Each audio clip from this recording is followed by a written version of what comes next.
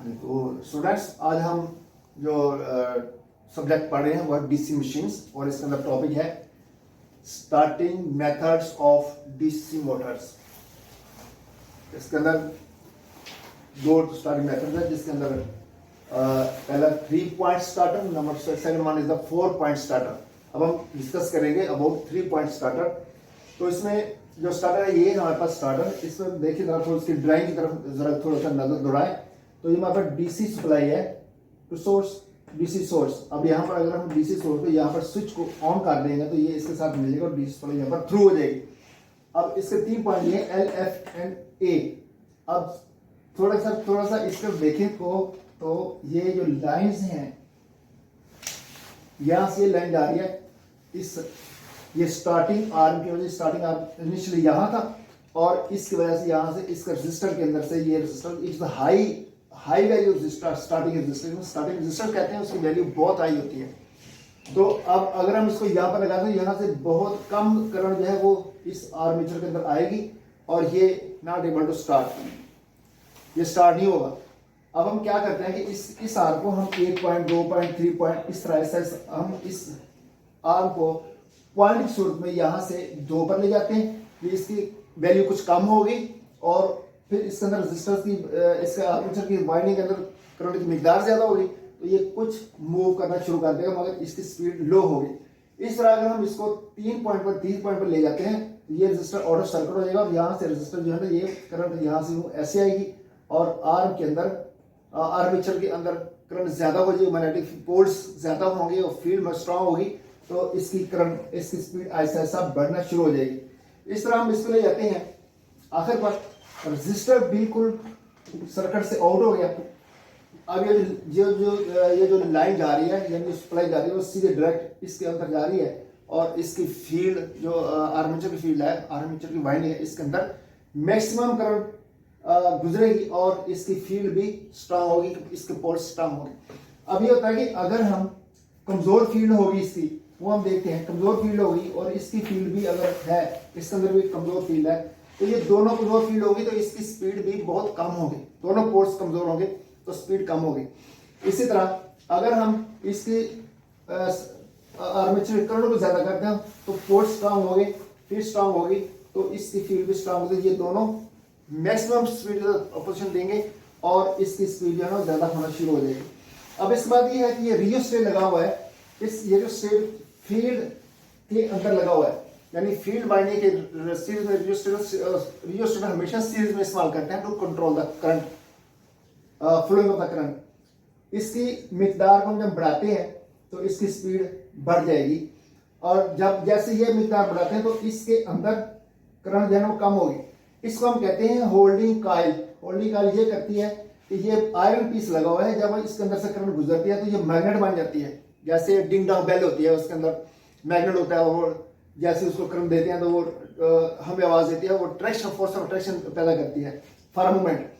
अब ये डीसी है, क्योंकि ये डीसी है तो ये इसका फ्लक्स जो है वो यूनिफॉर्म होगा, यूनिडायरेक्शन होगा और इसकी फील्ड जो है वो भी डायरेक्शन होगी और यूनिडायरेक्शन होगी। अब इसकी जो फोर्स ऑफ ट्रैक्शन एक मैग्नेट बन जाएगा, वो मैग्नेट बनने से ये होगा कि इस आर्म को ये अपनी तरफ अट्रैक्ट करके रखेगी ऐसे यूं, और जब ये अट्रैक्ट करके रखी तो ये आर्म वापस नहीं जाएगा, ये इसका स्प्रिंग है इसको वापस खींच लेता है मगर इसकी फोर्स ऑफ ट्रैक्शन इतनी ज्यादा होती है कि ये स्प्रिंग से हैवी होती है, ज्यादा होती है, ये अपनी तरफ खींच के रखेगी। अब इसको छोड़ भी दें तो ये आर्म ऐसे वापस नहीं जाएगा, इधर ही रहेगा और ये मोटर चलती रहेगी।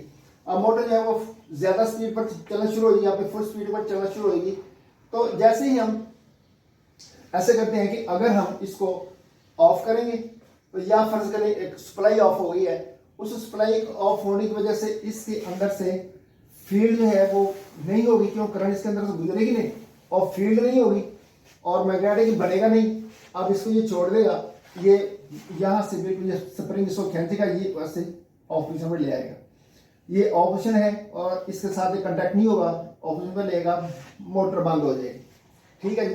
अगर हम इसको बंद करना चाहें तो इसको ये आर्म है इसको यूं ऐसे वापस लेके आएंगे और इसको ऑफ पोजिशन पर छोड़ देंगे और ये इसके साथ कांटेक्ट नहीं होगा, जिस वजह से इसके अंदर से करंट गुजरेगी और मोटर ऑफ हो जाएगी। तो इसी तरह ये शंट मोटर है, क्योंकि आर्मेचर और फील्ड दोनों पैरेलल में है, ठीक है ना, ये शंट मोटर है। अब अगर हम देखते हैं कि इसके अंदर नुक्स क्या होता है, हम कंसिस्ट किसके ऊपर करता है, तो 3 पॉइंट स्टार्टर है इसके अंदर basically consist on holding coil, ये होल्डिंग कॉइल है, उसके बाद स्टार्टिंग रजिस्टर, ये स्टार्टिंग रजिस्टर है, उसके बाद स्टार्टर आर्म, ये स्टार्टिंग आर्म है, स्टार्टर आर्म है, और उसके बाद ये होता है रियोस्टेट, और ये रियोस्टेट है। अब रियोस्टेट जो होता है ये use to control the speed of the motor, और फील्ड की अंदर जो करंट बहती है इसको हम कंट्रोल करते हैं, और ये सीरीज में लगता है, ठीक है। अब इसके बाद वर्किंग जो है वो मैंने आपको बता दी है। इसको स्टार्ट करेंगे, ये साथ इसके साथ लैंप पे लगेगा, और ये LFA इसके अंदर से करंट ये ऐसे गुजरेगी, और ये इसके साथ चलेगा। अब ये करंट इधर से भी जा रही है, ये करंट जो ऐसे भी यहाँ भी आ रही है। अब ये करंट जो यहाँ से जो ऐसे आ रही है, ये इसके अंदर आएगी होल्डिंग करंट के अंदर, ये मैग्नेट बनेगा, और ये आर जो है इसको ये अट्रैक्ट कर लेगी, जैसे अट्रैक्ट करेगी वापस नहीं जाएगा, मोटर स्टार्ट होना शुरू हो जाएगी, और आर्मेचर के अंदर करंट जो मैक्सिमम गुजरना शुरू करेगी, और इसकी फील्ड भी स्ट्रांग होगी, पोल भी स्ट्रांग हो गए, और जिस वजह से इसकी स्पीड मैक्सिमम हो जाएगी। और इसी तरह अगर हम इसको ऑफ करेंगे तो यहाँ से इसको जो ऐसे वापस ले आएंगे, ये ऑफ हो जाएगा। दोबारा फिर स्टार्ट करने के लिए हमें वही प्रोसीजर स्टार्ट करना पड़ेगा जैसे हम पहले कर चुके हैं। तो अगर सप्लाई ऑफ हो जाएगी तो तभी ये स्प्रिंग इसको वापस ले आएगा, ये ऑफ हो जाएगा, दोबारा फिर हमें स्टार्ट करनी पड़ेगी। यही इसके अंदर एक नुक्स है, इसको दोबारा हम स्टार्ट करना पड़ता है, ऑटोमेटिकली स्टार्ट नहीं होता। तो इसको आपने पढ़ना है, ऑपरेशन मैंने बता दिया है, और इसका ऑपरेशन लिखना है आपने, और ये आपके असाइनमेंट है। और सारे असाइनमेंट के साथ आपने असाइनमेंट के साथ अपने रोल नंबर भी लिखने हैं। अगर रोल नंबर नहीं लिखे तो पता नहीं चलेगा, नाम के साथ रोल नंबर भी लिखे ताकि पता चल जाएगा। और ये बाकी जो इसको मैंने आपको बता दिया है वो सारा प्रोसीजर ये है, इसके स्टार्टिंग का प्रोसीजर ये है, ठीक है ना। हाँ जी, तो इस तरफ आ जाएगा ये iron peace with starter arm, जो आयरन पीस इस स्टार्टर आर्म के साथ लगा हुआ है, attracted by the holding coil. तो होल्डिंग कॉइल जो है इसके साथ, क्योंकि ये मैग्नेटिक बन जाता है तो इसके साथ ये अट्रैक्ट होगा, और that's why starting did not come back. तो स्टार्टिंग आर्म जो है, ये starting arm did come back, जिसकी वजह से स्टार्टिंग आर्म में वापस नहीं जाता। और if it has been left, अगर हम इसको छोड़ दें तब भी ये वापस नहीं जाएगा। तो सो मोटर्स रिमेन्स ऑन कंडीशन, तो इसलिए मोटर जो है वो हमेशा ऑन कंडीशन में रहेगी। इफ सप्लाई बिकम्स ऑफ, अगर सप्लाई ऑफ हो जाती है ड्यूरिंग ऑपरेशन, ऑपरेशन के दौरान अगर सप्लाई ऑफ हो जाती है, then holding coil will be back to off. तो होल्डिंग कॉइल के अंदर जो है ना ये करंट नहीं गुजरेगी, और ये मैग्नेट नहीं बनेगी, और इसको ये अपने साथ चिपका के नहीं रखेगी, जिस वजह से आर्म जो है वो वापस स्प्रिंग उसको वापस अपनी ऑफ पोजीशन पर ले जाएगा। तो motor will be become of, तो ये मोटर ऑफ हो जाएगी। तो दूसरी तरफ हम जब इसको स्टार्ट करेंगे तो तब हम इसको वही प्रोसीजर इस्तेमाल करेंगे जो हमने प्रोसीजर अडॉप्ट करेंगे जो हमने पहले स्टार्टिंग के लिए इस्तेमाल किया था या अडॉप्ट किया था। तो तब मोटर हम नए सिरे से दोबारा शुरू करेंगे। तो इस वजह से हम ये कहते हैं कि ये इसके अंदर ये ड्रॉबैक है कि अगर सप्लाई चली जाए तो आर्म वापस ऑफ पर आ जाएगा, इसको दोबारा हमें फिर उसी तरह पूरे प्रोसीजर के साथ स्टार्ट करना पड़ता है। ओके।